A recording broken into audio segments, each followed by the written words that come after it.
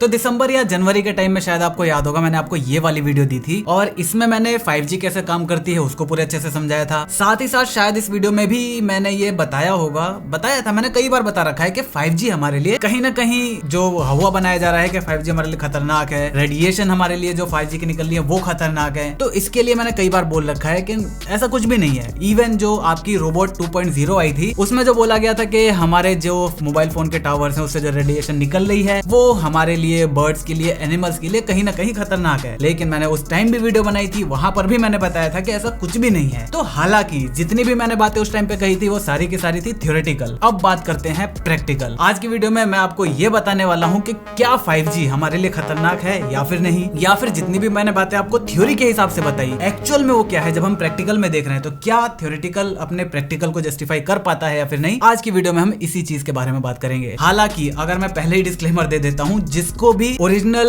ये वीडियो देखनी है वो द एक्शन लैब चैनल पर जा सकता है। उन्होंने इस वीडियो को कंडक्ट करा, उनके पास इंस्ट्रूमेंट था, वहां पर बाहर 5G के जो एंटीनाज हैं वो हमें देखने को मिलते हैं, इंडिया में नहीं मिलते।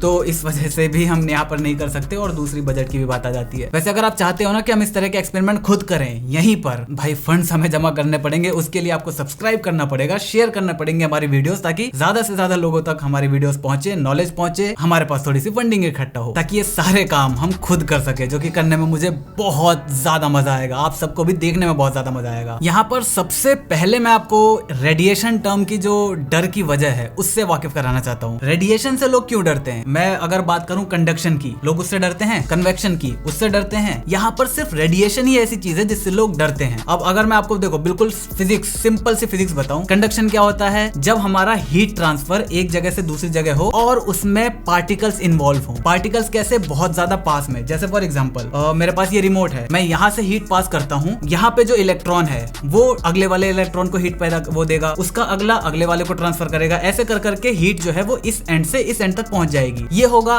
कंडक्शन। अगर मैं कन्वेक्शन की बात करूं तो वहां पर फ्लूइड आ जाता है, सॉलिड की जगह आपके जो एयर पार्टिकल्स हैं या फिर जो पानी के पार्टिकल्स हैं वो थोड़े से दूर रहते हैं। वहां पर भी सेम प्रिंसिपल है, एक पार्टिकल दूसरे पार्टिकल को हीट देता रहेगा। इस तरीके से आपका कन्वेक्शन काम करता है। रेडिएशन के केस में क्या है? आपको कोई भी थर्ड पार्टी की जरूरत नहीं है। एक आपका सोर्स होगा, एक आपका रिसीवर होगा। दोनों के बीच में अगर पार्टिकल नहीं भी है, पूरा प्योर वैक्यूम भी है, वहां पर भी आपकी जो एनर्जी है, आपकी जो हीट है वो रेडिएट हो जाएगी। तो रेडिएशन कुछ बहुत नया है, बहुत अजीब सी चीज नहीं है, वो हीट ट्रांसफर का एक फॉर्म ही है। यहाँ पर जो रेडिएशन में डरने वाली बात है वो आती है जब हम बात करते हैं न्यूक्लियर रिएक्टर्स की, न्यूक्लियर पावर प्लांट्स की, या फिर रेडियो एक्टिव एलिमेंट्स की। वहां पर मैं मानता हूँ कि हाँ आपको डरने की जरूरत है। अब क्यों डरने की जरूरत है उसको जान लेते हैं, तब जाके आपको क्लियर होगा पूरा कॉन्सेप्ट कि 5G के केस में क्या रेडिएशन है और एक्चुअल में जो डरने वाली रेडिएशन है वो क्या होती है। अब यहाँ पर अगर मैं रेडिएशन इन जनरल की बात करूँ ना तो यहाँ पर वो दो तरह की होती है, एक आयनाइजिंग रेडिएशन, दूसरी non ionising radiation. Ionising radiation क्या होती है?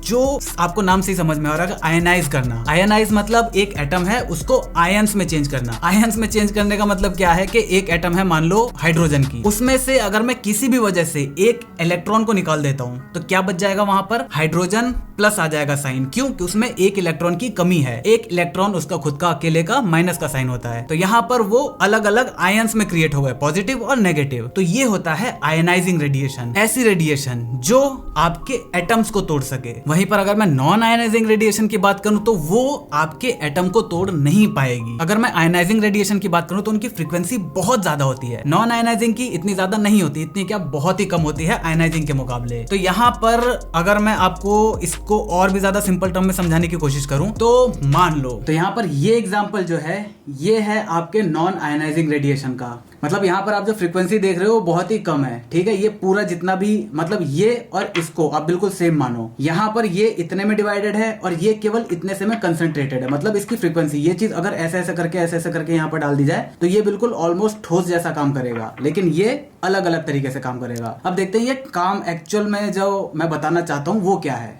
तब यहाँ पर देखो ये जो अलग अलग, ऑब्वियसली इनका जो वो इम्पैक्ट होगा वो भी कम होगा क्योंकि ये बहुत सारी अलग अलग हैं। तो अब मैं कितनी भी यहाँ पर ऐसे करके मारता रहूं, इसको कितना भी मारूं, ये जो कागज है ये फटेगा नहीं। मतलब ये हमारी बॉडी का सेल्स है या कुछ भी मान लो, इसको कितना भी मार दूंगा ये फटेगा नहीं।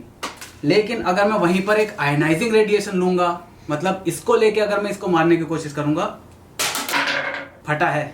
और लेकिन अब देखो यहाँ पर ये इस तरीके से आयनाइजिंग रेडिएशन जो है वो आपके सेल्स को डैमेज करेगी। तो बिल्कुल इसी तरह जो हमारे न्यूक्लियर रिएक्टर्स में जो एलिमेंट्स यूज होते हैं, जो मटेरियल यूज होता है, वो रेडिएटिंग होता है, वो खुद रेडिएट करता है। वो क्या रेडिएट करता है, हमको पता है कि न्यूक्लियर जो रिएक्शन है, फ्यूजन या फिजन जो भी है, उसमें एक बड़ा इलेक्ट्रॉन या बड़ा एटम छोटे छोटे एटम्स में टूटता रहता है। तो यहाँ पर जो चीजें टूटती हैं उनको हम मेनली 3 तरीके में कैटेगराइज कर सकते हैं। एक अल्फा पार्टिकल्स, दूसरा बीटा पार्टिकल्स, तीसरे गामा रेडिएशन। और भी बहुत सारे हैं लेकिन मेनली यही 3 होते हैं। तो यहाँ पर अल्फा और बीटा ये इनके नाम में ही पार्टिकल है। तो यहाँ पर एक चीज पार्टिकल्स में टूट रही है। वहीं पर अगर मैं गामा रेडिएशन की बात करूं तो ये एक रेडिएशन होती है। कैसी रेडिएशन? तो ये वो रेडिएशन है जो लास्ट में मैंने एक पत्थर की बात करी जिसकी फ्रीक्वेंसी बहुत ज्यादा है। तो यहाँ पर जब ऐसे पार्टिकल्स या फिर ऐसी रे जो पार्टिकल की तरह काम कर रही है, जब वो आपसे टकराएगी तो ऑब्वियसली आपको चोट तो लगेगी नहीं। जैसे पत्थर के केस में आपको चोट लगेगी डायरेक्टली, यहाँ पर ये जो पार्टिकल्स हैं ये डायरेक्टली आपके सेल्स के अंदर जाएंगे, क्योंकि ये ऑब्वियसली एटम है, बहुत ज्यादा छोटे हैं, आपके सेल्स के अंदर जाएंगे, आपके डीएनए को डैमेज करेंगे, आपके जो रेड ब्लड सेल्स WBC हैं इन सबको जाकर हिट करेंगी। ओवरऑल जितने भी अंदर सेल्स हैं उन पर जाकर ये चोट मारेंगी और वो चोट लगेगी, उसकी वजह से आपके सेल्स डैमेज होंगे और तब जाकर आपको कैंसर, दूसरी किसी भी तरह की रेडिएशन की वजह से जो बीमारी होती है वो आपको होगी। तो ये जो चीज है उससे डरने की जरूरत है। अगर मैं बात करूं रेडियो फ्रीक्वेंसीज की, जिसपे हमारे mobile phones, radio, wireless network, wifi, ये सारी जितने भी चीजें चलती हैं वो सारी चलती हैं नॉन आयनाइजिंग रेडिएशन पे। आप ये छोटे वाले पत्थर कितने भी मारते रहो, ये दीवार कभी नहीं टूटेगी ये दीवार कभी नहीं टूटेगी। खैर भैया ये दीवार टूटती क्यों नहीं है? तो यहाँ पर सिमिलरली नॉन आयनाइजिंग रेडिएशन आप कितनी भी ज्यादा, कितनी भी देर तक लगातार आप यहाँ पर ह्यूमन स्किन से लेके एनिमल स्किन कहीं भी मारते रहो, वहां पर जो आयनाइजिंग है, आयनाइजेशन नहीं होगा। आयनाइजेशन नहीं होगा मतलब सेल्स में कोई डैमेज नहीं होगा, तो ऑब्वियसली किसी भी इंसान को कोई क्या ही फर्क पड़ेगा। खैर अब इस चीज को देखते हैं प्रैक्टिकली। तो यहाँ पर जो जेम्स भैया ने ले रखा है वो एक रेडियो एक्टिव मटेरियल है। इसमें से रेडियो एक्टिविटी निकल रही है, इसमें से अल्फा पार्टिकल या बीटा पार्टिकल निकल रहे हैं। अब यहाँ पर ये जो इंस्ट्रूमेंट है ये रेडिएशन को कैप्चर करता है, उसको डिटेक्ट करता है, कैप्चर नहीं डिटेक्ट करता है। तो यहाँ पर आप देख सकते हो कि जब इसे दूर रखा गया था तब थोड़े थोड़े, बहुत थोड़े थोड़े से पार्टिकल्स ये डिटेक्ट कर रहा है, लेकिन जैसे जैसे इसको पास लाया जा रहा है इसमें से जो पार्टिकल्स निकल रहे हैं उसको बहुत ज्यादा कैप्चर कर रहा है ये।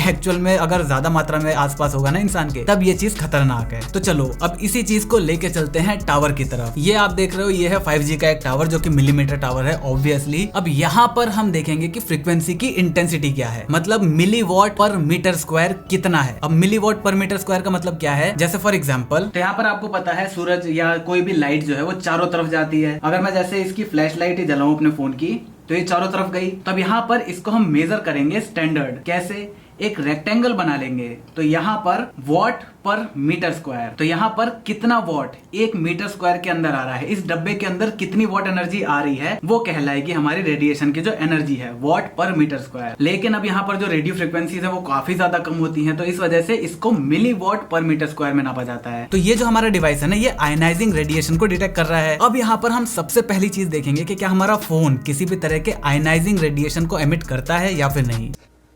So you get regular background radiation, bring my phone near it. No increase. तो इसका सिंपल सा मतलब है कि हमारा जो फोन है वो कम से कम आयनाइजिंग रेडिएशन तो बिल्कुल भी नहीं निकालता। इस फील्ड में हम सेफ हैं। अब देखते हैं नॉन आयनाइजिंग रेडिएशन के बारे में। अब यहाँ पर आप देख सकते हो कि जब जेम्स भैया टावर के बहुत ज्यादा पास थे तो जो आपकी रीडिंग है वो कहीं 5, 7, 3, 10 के आसपास ही, इसी के अराउंड मिलीवॉट पर मीटर स्क्वायर के आसपास घूम रही है। अब जब ये इस टावर से थोड़ा सा दूर जाते हैं तो ये रीडिंग 15 से 25 मिलीवॉट पर मीटर स्क्वायर तक हो जाती है। अब यहाँ पर अगर मैं आपको एक इंटरेस्टिंग चीज बताऊं, हमारा सूरज जो है, स्पेस तो वैक्यूम है, सूरज एनर्जी को क्या करता है, रेडिएट करता है। उसके लिए कोई भी मीडियम की जरूरत नहीं है। यहाँ पर जब सूरज की रोशनी आती है तो वो भी ऑब्वियसली एनर्जी के थ्रू ही आ रही है, वो भी रेडिएशन ही है। तो वो जो एनर्जी आ रही है ना वो होती है करीब 1 से लेकर 5 मिलीवॉट पर मीटर स्क्वायर तक। यहाँ पर अगर आप रेडियोस की बात करो, जो आप पहले मैच वगैरह सुनते थे या जब गाड़ियों वगैरह में जो रेडियो चलता है 93.5 FM, 94.3 FM, जो ये सारे चलते हैं, ये चलते हैं करीब 1 से लेकर 10 मेगावाट पर मीटर स्क्वायर के आसपास। और ये जो सारी फ्रीक्वेंसीज है ना ये जब इंसानों का जो वो है उससे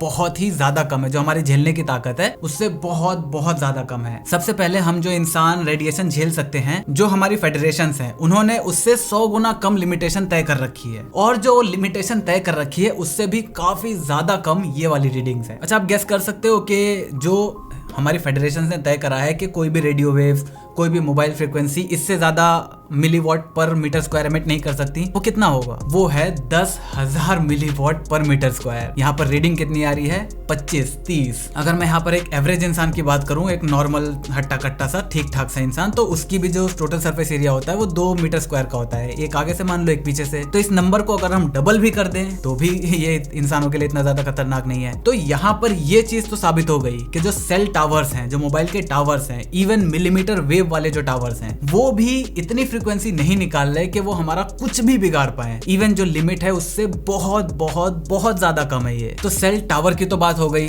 दूसरा क्या है? हमारा मोबाइल। हम मोबाइल से कैसे बात करते हैं? इतना चिपका के। तो इसमें कितनी रेडिएशन निकलती है वो भी तो जानना जरूरी है। तो यहाँ पर जब जेम्स भैया ने इसकी टेस्टिंग करी तो वहां पर पता चला कि जब फोन थोड़ा सा दूर रखा था तब यहाँ पर 1 से 3 मिलीवॉट पर मीटर स्क्वायर के आसपास की रीडिंग आ रही थी, लेकिन जब इस फोन को पास लाया गया तब ये 200 से 300 तक चला जा रहा था। इवन यहाँ पर जब फेस टाइम कॉल करा गया, जो कि वाईफाई के ऊपर करा गया था, तो यहाँ पर एक बार तो 1 सेकंड के लिए 100 मेगावाट पर मीटर स्क्वायर तक भी टच करा था। तो यहाँ पर जो हमारा फोन है वो ज्यादा खतरनाक है इन कंपैरिजन टू जो टावर्स हैं। तो अब यहाँ पर ये जो रेडिएशन निकल रही है, इतनी भी जो रेडिएशन निकल रही है, इससे आपको क्या नुकसान हो सकता है? कुछ भी नुकसान नहीं होगा। ये जो है आपके स्किन को थोड़ा सा गर्म करेगी, बस। कितना गर्म करेगी?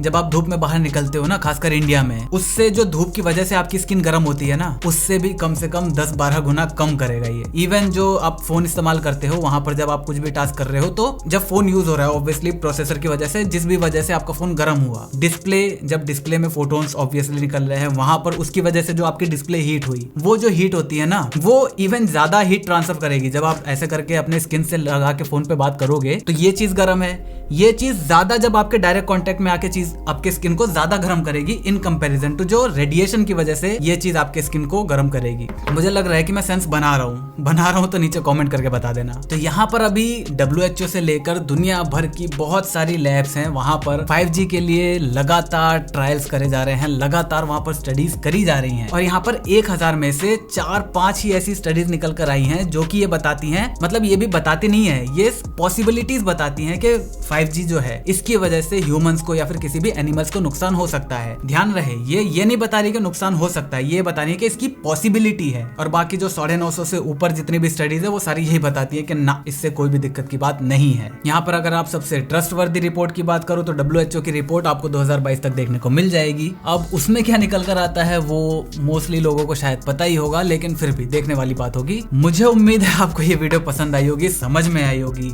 देखो, यही सारे एक्सपेरिमेंट मुझे करने हैं, फोन से रिलेटेड, टेक्नोलॉजी से रिलेटेड, तो खुद ये सारी चीजें मैं करना चाहता हूँ। और ये करने के लिए चाहिए होते हैं फंड्स कहाँ से आएंगे? जब आप सब्सक्राइब करोगे, वीडियो को शेयर करोगे, लाइक करोगे, वीडियो को लाइक कर दिया करो। लाइक करने से यार वीडियो थोड़ी सी ज्यादा रिकमेंड होती है। तो यहाँ पर अगर वीडियो पसंद आई, वीडियो को लाइक कर देना, चैनल पर नए, चैनल को सब्सक्राइब कर देना, क्योंकि हम ऐसे ही ज्ञान बांटते रहते हैं। मैं मिलता हूँ आपसे अगली वीडियो में, तब तक जय हिंद, वंदे मातरम।